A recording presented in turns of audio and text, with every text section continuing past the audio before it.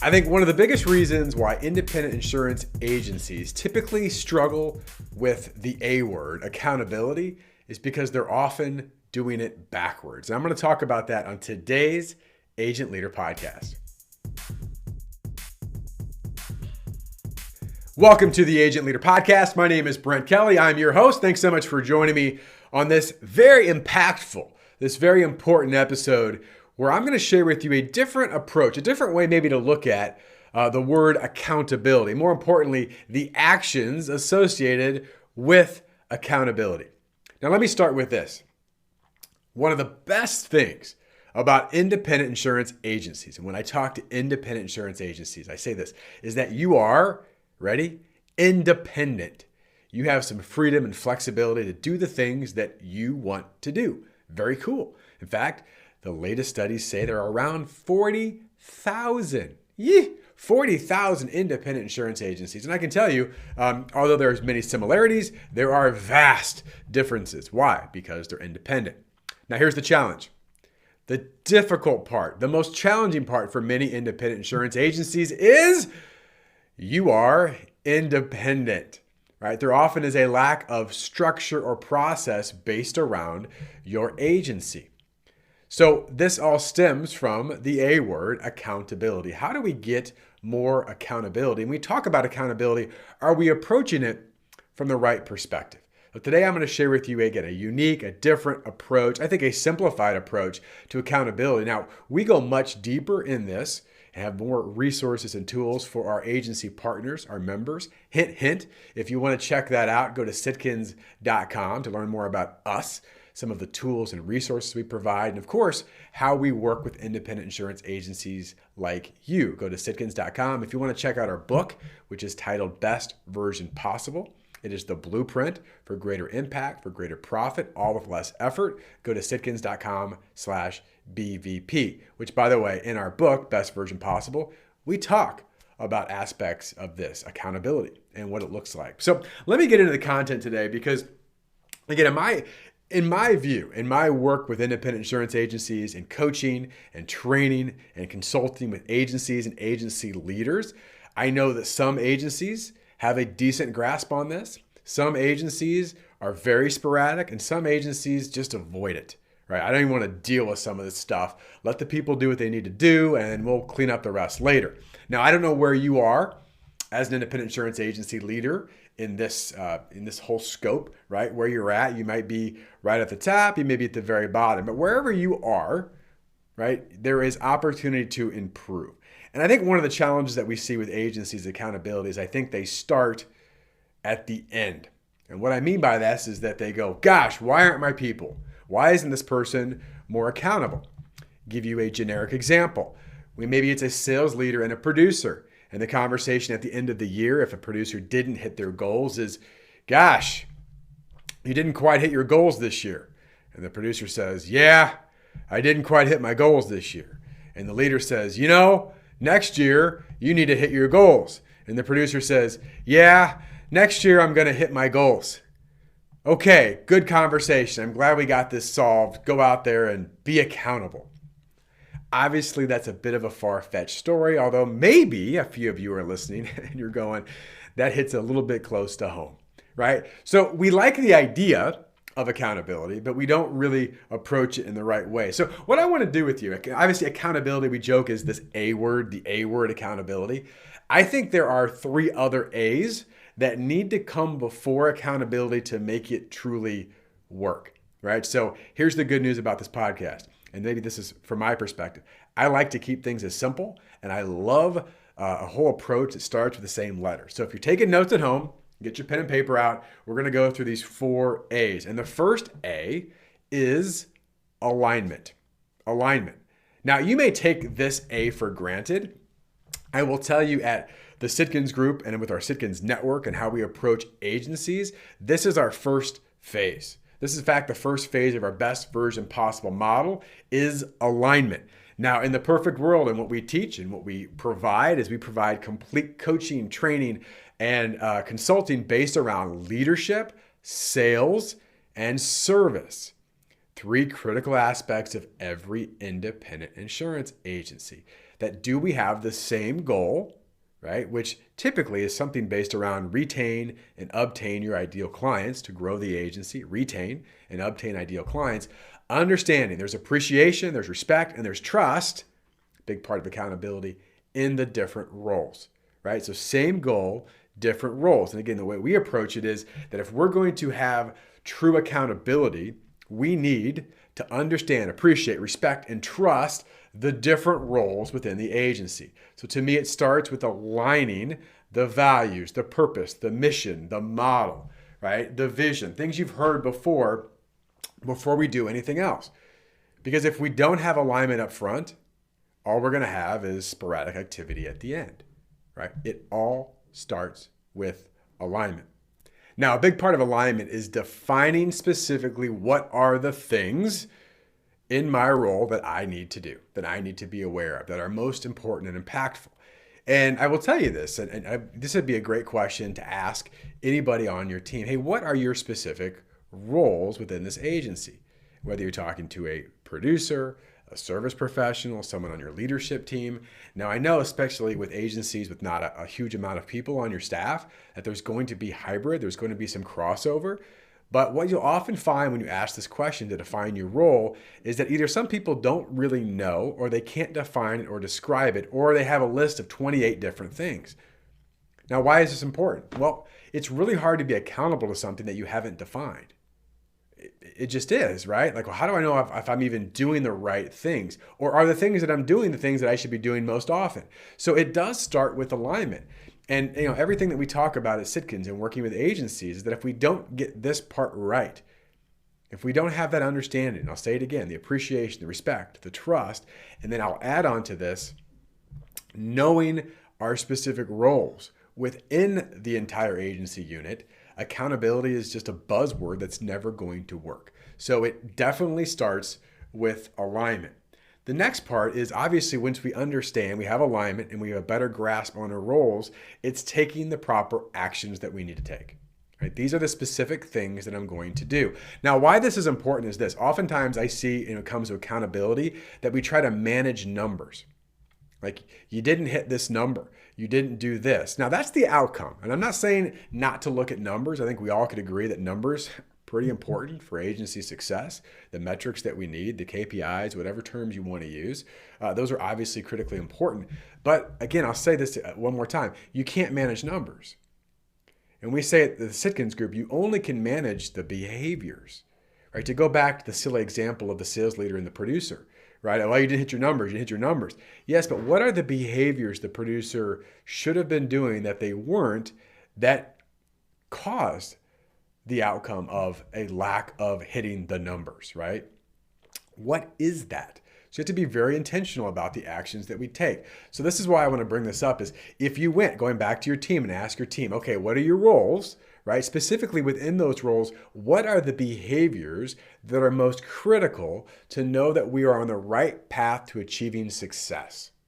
All right, what are the behaviors? I will give you a very tangible example because this is forefront with things that we teach the Sitkins group for producers is getting producers in the green zone.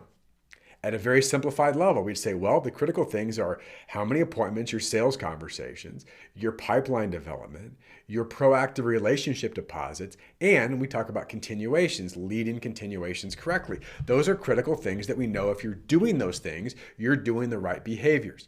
In fact, we actually go a step deeper on this and have a best version possible habit tracker. We look at specific trackers, things that you could check off as far as behaviors. In fact, you can rate yourself.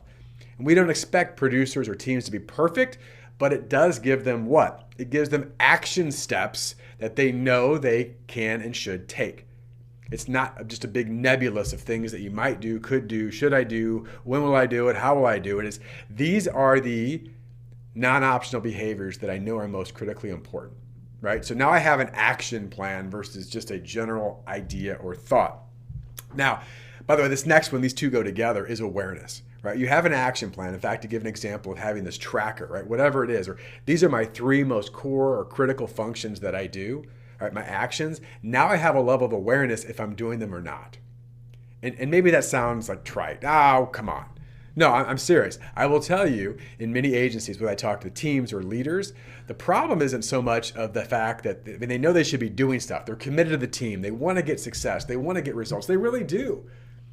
But if they haven't defined the action, they're not even aware if they're doing it right. A quote that I share all the time: running the wrong direction enthusiastically is stupid. Right? Running the wrong direction enthusiastically is stupid. And if we don't have awareness on the specific things we should do, we oftentimes will find ourselves moving a million miles an hour, but unfortunately we're going in the wrong direction. Right? So awareness is, hey, there are some things here that I need to consider, right? That I need to be able to be aware of. And by the way, here's the most powerful point of awareness and action, these two kind of middle steps here of the A's, awareness and action. It allows you as a leader to coach your team to excellence, not chase them on things that we don't even know if it's the most impactful things, right? Did you do that? Did you do that? Well, I don't know. Did you? Yeah, kind of, right? And you get frustrated. Having awareness and having actions defined based on alignment, which is the first step, will allow you to say things like, gosh, Joe or Jill, help me understand. Which, by the way, are three really powerful words in accountability. Help me understand why you're not doing these 3 or 4 things that we both agreed together are most important for your success. I thought we agreed upon this. So help me understand. Right now, that's one way you can phrase this. But bottom line is, as a leader, your number one responsibility, is to grow and develop your number one asset, which is your people. And I am not saying that is easy. That is hard. It is challenging. People move. Producers are like jello on a tree, right? We know there's a lot of moving parts to this, but if we don't get the alignment right, if we don't establish the proper actions and have awareness on what those actions are, it is almost impossible, because guess what? You're managing or leading air. But if you have these other things in place up front, you now have a place where you truly can provide value as a coach and a mentor and a leader. Hey, listen, this one thing here, it looks like it's the one piece that we're missing, that you're not doing, that you haven't been doing. We both agreed is important. How can I help you achieve that? Right? How do we modify that behavior, for example? What are some things we could do to empower you, to equip you in different ways to help you get that done? Right? There's a different type of conversation that is had around accountability when we get these first 3 things established. And I'll say them again. Alignment, same goal, different roles. Establishing what those roles truly are, right? Actions, being able to identify specific, not obscure, but specific behaviors that we can agree upon are going to be most important and effective in that person being successful in the organization. And of course, then the awareness to say, here's what I did, here's what I didn't do. We have some form of and don't take this the wrong way, a scorecard, but something that we can look at, that we can agree upon together to review where there might be weak links, right? To allow you to be, again, a more effective leader and coach, ultimately to get the accountability that we want. And that's why I said at the beginning of this podcast, I think we often do things backwards. Well, we need these people to be accountable. Could you imagine if all these people just did the things they said they were going to do? But the truth of it is, we may not even know specifically what those things are. We haven't aligned. We haven't defined the proper actions, and we don't have any tools around awareness to be able to have conversations that lead to improvement and growth. And that's why oftentimes just people are like, why are they always on my back? Why are they always chasing me? Why are they always asking? Because oftentimes we're both guessing. We want results. We want the outcome. I mean, at least the best people do, right? We want the outcome and results. We're just not quite sure how to go about it, right? So I hope something here that I shared with you today, there's 1 or 2, 3 things that you go, we could make a fine-tune adjustment in this area, or look at different ways of getting better at this. And I mentioned at the beginning, we have resources and tools. We have reverse performance agreements. We have a 2-way promise agreements. We have lots of things that agencies modify and use with us, because we want to help empower and equip you, the independent insurance agency leader, to be able to do these things at a higher level, right? Because without accountability, you don't have much, right? You certainly can't get consistency if we don't have accountability. And there's never perfect accountability, but there's always ways we can improve accountability. And by the way, the best agencies, the best producers, the best service professionals, the best leaders, They seek and desire accountability, not because they want to be chased or followed. It's because they know there's that best version of them, and that without a roadmap and without other people to help you in that journey, you're never going to get it on your own. The most talented performers in the world, the most talented athletes in the world, they all have coaches. Why? Well, they're already good, Brent. Why would they need coaches? Because success leaves clues. Because they know there's always a higher level of them. They never want to look back at the end of their life and say, I just kind of floated through that, and I guess I got to here. And these are the type of agencies that we desire to work with. We know as an organization, some of the stuff I'm talking about today, that many agencies go, I don't really want that. I like things the way they are. And that is fine. But if you're an agency that seeks a higher level, that wants to be encouraged and challenged, that wants to have processes and structure and truly that alignment, right?